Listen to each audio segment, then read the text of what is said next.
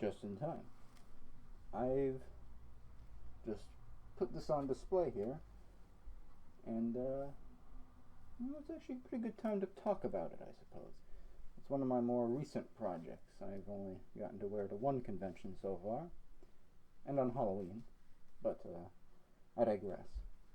It is probably one of my more proud projects. What's the word? Better achievements, I suppose. But yes, as you can see, it is Chainsaw Man. It's kind of what everyone was recently talking about. Though I was working on this for a while before the anime was even announced. So, Anyway. But also, unlike some of the more professional cosplayers, I needed more time. Oh yeah. But anyway.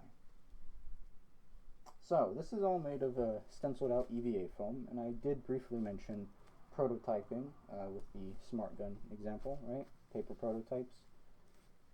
I made one prototype of this, actually of foam, but it was a bit awkward. It was a bit blocky. I didn't have the angles right. I had to go back to the drawing board a few times, but I eventually got around to getting this bad boy somewhat in working order. It's a bit crooked at some angles, but it fits pretty well. Now, as you can see, the light in the eye does light up. I have the battery that's kind of be at the back of the neck and tucked into the shirt. And actually here I have it built in two halves. It makes it easier to take on and off and so forth. Let me just show you real quick. So I can unplug that. And then between the two layers I have Velcro on the head, right? That helps sort of hold it together. Alright. And as I often joke, because of the crooked teeth, I made the joke of if Tim Burton made a Chainsaw Man rendition, right? It kind of looked like this. Now, I somewhat colored the blades here. I don't know how well it shows up. Let me get an extra light in here. Aha. Okay. But it kind of put some color variation, kind of darken the blade so it doesn't look so chrome-like. What I do have to do for both of this and the arm blades is add the actual chain segments to the bottom of the teeth to make it look a bit more realistic to an actual chainsaw. This was a very quick, I'll admit I rushed some parts of it. But let's see. Inside you can see the wiring that I have for the eyes, the Velcro. You'll be able to see it better on that half there. But yeah, we kind of just threw a bunch of, slapped myself in the face. A bunch of EVA foam strips here. And I kind of made it up as I went. Not fully colored in all of the vents back here, but I added some battle damage to the front, and there's some scrapes and everything. Let's see, kind of like that.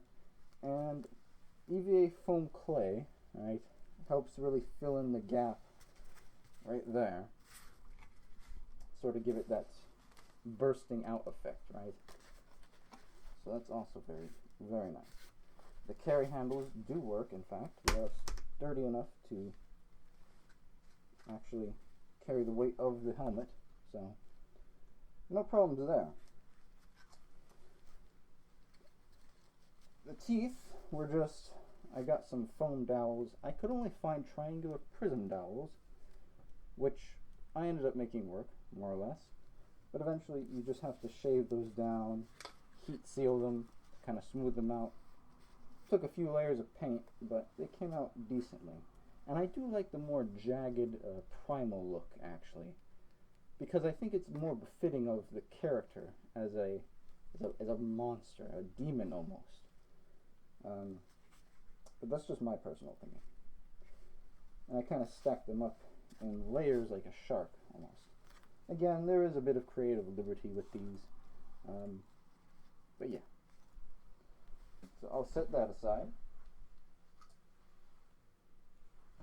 And then with the bottom half, what I did actually is I bought a very generic, like, featureless alien mask, like a latex mask or rubber, whatever. And that is what forms this base. If I can... That's what forms this base layer, right? So I have a mask that just already envelops my head. I then cut out the front to add a bit of netting so I can see out of it a bit better, but also kind of not make my face so obvious beneath the helmet. But here is where you can see the Velcro.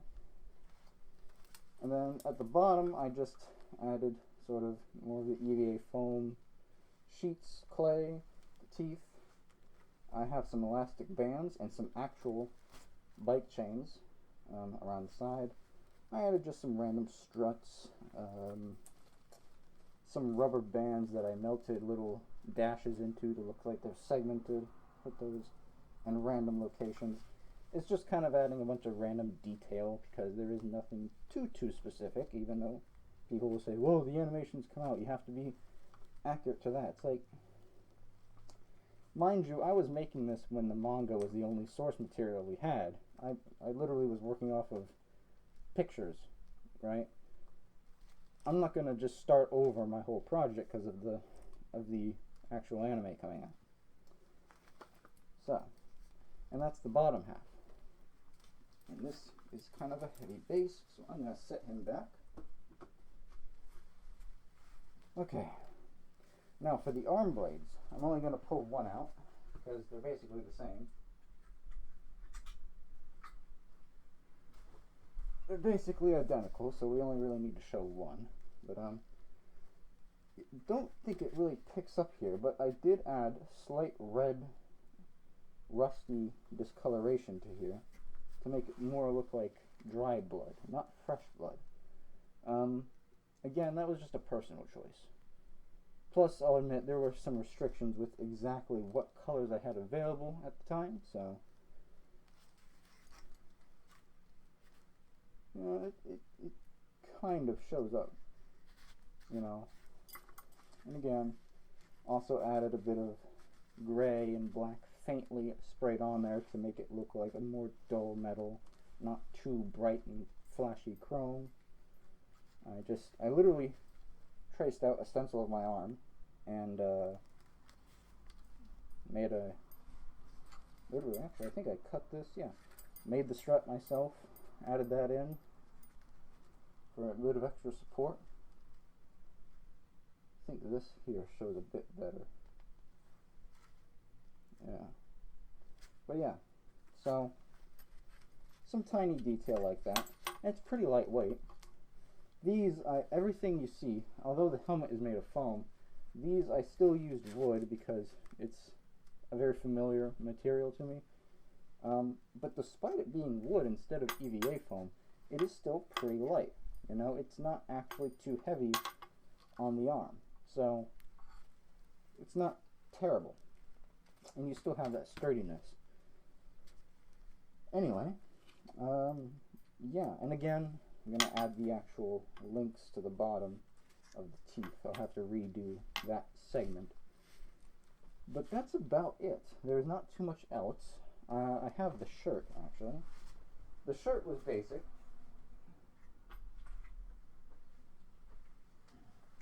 One moment.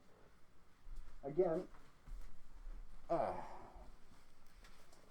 just went to Walmart and got like a $15, $20 dress shirt. But, you know, I basically stained it up with a bunch of red. I literally had this hanging on a bird feeder out back, and I'm just like slapping it with red at random intervals. And I think it came out pretty well. It's kind of faint here, but that is indeed red. The camera probably makes it look more pinkish magenta.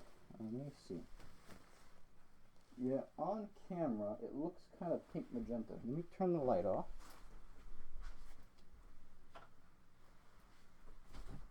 Alright. It doesn't really show up any better. But But again, it also gives an impression of more dried blood than fresh blood, as if he as if he just got out of combat and he's kind of just sitting there, waiting to go to the next mission or waiting to go get his next meal. That is the impression with this one. You can see where I was testing the colors on the collar. The mark's still there. But yeah, that was also, and also to prevent bleed between, because I did the front, right, and then I did the back, and I didn't want them to necessarily bleed through to each other, so I have a thick piece of cardstock throughout the whole thing, so that sort of kind of prevents the bleed through on both sides.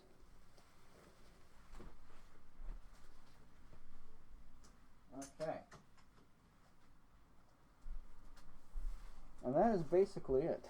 Beyond that, of course, just standard sort of cargo pants, greenish cargo pants. Again, based off the cover of the manga is my main reference material. Shoes, they're kind of like basketball shoes. I didn't have anything like that, so I'm just wearing Converse as a sort of substitute. Again, a lot of it is working with what you have. Get what is closest to that shoe type. Since it is oddly specific. And outside of that, oh yes, and a tie. It's funny, I went to the convention one time and I forgot my tie. Minor detail. But yes, that is the Chainsaw Man cosplay. At the very least, my version of it. And I hope you find it rather interesting or different, I suppose you can say, compared to other people's. I find people who have very clean-cut versions, right? Almost professionally made. I mean, just the other day, I saw someone with a 3D printed one, which is actually pretty impressive. I'm jealous, I'll admit. Okay. And then, come on. And then it just kind of sits back down there. Alright. Alright. And then we can plug that back in.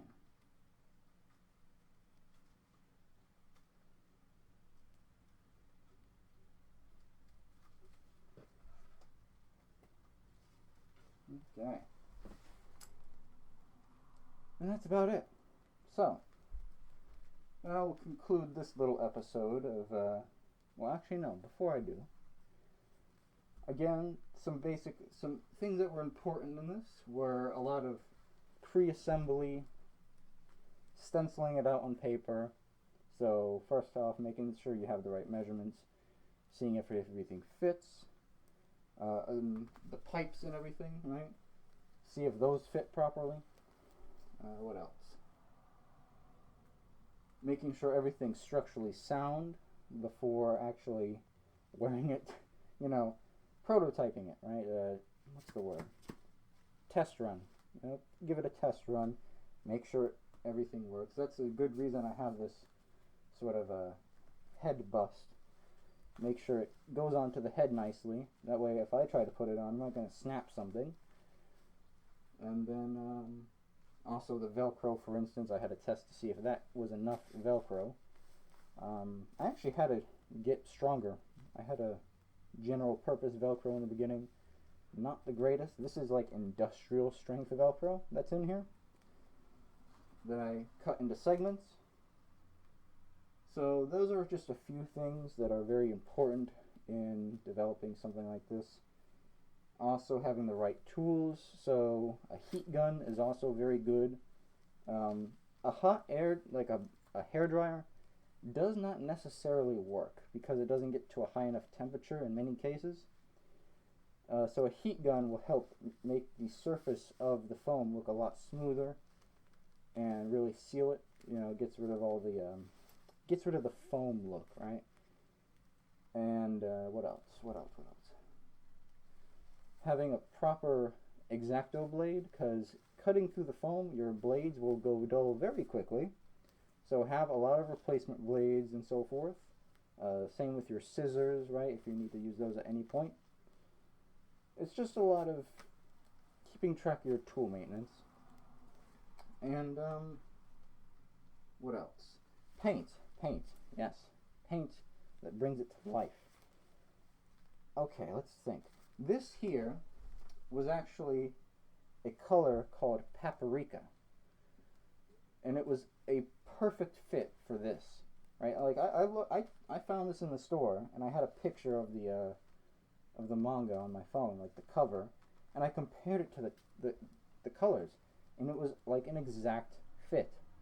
I was very surprised that even when I tested the spray, right, because sometimes there's a slight difference between the caps that they show you and the actual spray itself. It was actually, yeah, it was spot on. So paprika was the color for the orange, and then beyond that, just a very flat black. Satin can also work, just not glossy. Glossy would look kind of weird. Silver, like a dull gunmetal silver, right? Hammered silver, that sort of thing. Nothing too bright and flashy. With the damage that I did on here, again, you can use an X-Acto blade. I also have a heating tool, right, that you can use for engraving on wood to kind of widen the marks and also kind of make them move, give that sort of burn effect around the edge. For the teeth, you can use any type of white, because the teeth I like to give a glossy effect, so you can use a straight up gloss white, or you can use any other type of white and then put a clear coat on, right? So either one works, it just depends on what you're going for. I found that using the clear coat gives a more intense gloss, it pops a bit more, so that's what I went with. What else? Let's see. And that's about it for paint. The red effects on the hand blades and on the shirt, I just took some basic red. I basically made a watercolor, and you know, there's a technique. It's black wash. You know, it makes stuff look duller. I guess you could say I red washed to an extent on those. So that kind of gives it a tonal depth. You know, kind of darkens it a bit. And then that is about everything. When it comes to the different tools and methods, and a lot of it is just take your time and it'll work out, you know. If I can make this with a bunch of hand tools, I believe anybody can make this with a bunch of hand tools. You know, and as I've been taught and have learned, the only limit is how you think and your own creativity, right? If you figure out the solution with a particular material or tool, you can go and pursue that no matter what. Alright. So, now with that explanation segment out of the way, which honestly is the most important segment, that's what I'm here for. Now, I hope you enjoyed and maybe found this somewhat informative there at the end. With how this was done. And I hope to catch you in the next one. Thank you for joining me. Hope you all have a nice day. I now have programming homework to get back to. I'll catch you next time. Peace.